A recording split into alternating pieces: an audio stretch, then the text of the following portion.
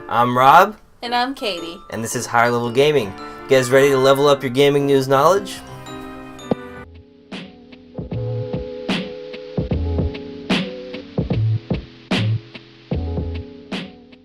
It appears that snow will finally be coming to Fortnite this season.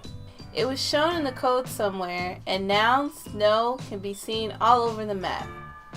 Maybe there'll be a Santa skin, or like a reindeer trooper, something like that. Reindeer trooper. Yeah, I'm for that one. Sorry, or maybe a Christmas tree. Tactical skin. Christmas tree. More congratulations are actually in order as Fortnite has surpassed 200 million concurrent users. The game has also now sold over $1 billion in microtransactions. They just can't stop winning. This week, a new creative mode is also being added to the game when the new season starts. Those who purchase the season pass will be able to play it right away and start building their own maps on their own private islands that they can play on with friends. For those that don't buy the season pass, you'll have to wait a week before you can use the feature. Nintendo has also been doing some pretty big winning with their latest release of Pokemon Let's Go Pikachu and Eevee. Switch sales tripled the release week in Japan and sold over 3 million copies. It's a lot of Pikachus. I'm actually obsessed myself, and I gotta show you guys a shiny Pikachu here. I know it's hard to tell he's shiny, but you can tell if you look at the regular Pikachu. This is lame non-shiny Pikachu, and this is my gold Pikachu. You see that? Lit. Please don't take our video down, Nintendo, for showing my shiny Pikachu.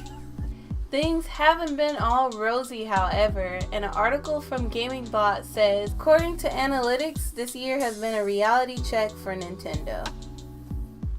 All great consoles need a great second year, and Nintendo hasn't delivered one for the Switch, says analyst Cornelia Ash. Investors thought over 5 years they could sell maybe 90 million units, but after this year, that's looking pretty much impossible. Stock prices have also dropped to pre-Switch numbers for the company, even though they've had a successful holiday season. To be fair, Reggie Fils-Aime had made a statement saying this: "Look, we here at Nintendo make 60% of the revenue in the US during holidays." Reggie also said, "With innovation, there is always risk. And as one of our company presidents said, we run towards risk, not away from risk. With risk, sometimes you have tremendous success. Sometimes, not so much." I kind of like that. He's just like, sometimes, not so much. Sometimes not so much. We thought 90 million, we're at like 9 million now, almost, in 2 years, not so much. Of their 20 million unit goal for the year, Nintendo has sold about 5 million units.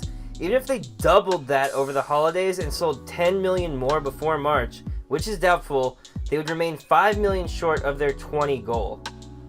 Bearing that in mind, according to Adobe Analytics, Nintendo won big this holiday season, and the Nintendo Switch was the top-selling product on Thanksgiving, overtaking Hot Wheels and Beats. Pokemon Let's Go Eevee and Pikachu were also successful, landing in the number 4 spot for Black Friday itself. During that period, the Switch was the fastest selling console of all time for Nintendo in the US. Cyber Monday was also good for the Switch, as it was at number 3 for best products sold. Consumers altogether spent $250 million on Nintendo products between the 22nd and 26th of November, including game systems, retro consoles, games, controllers, and more.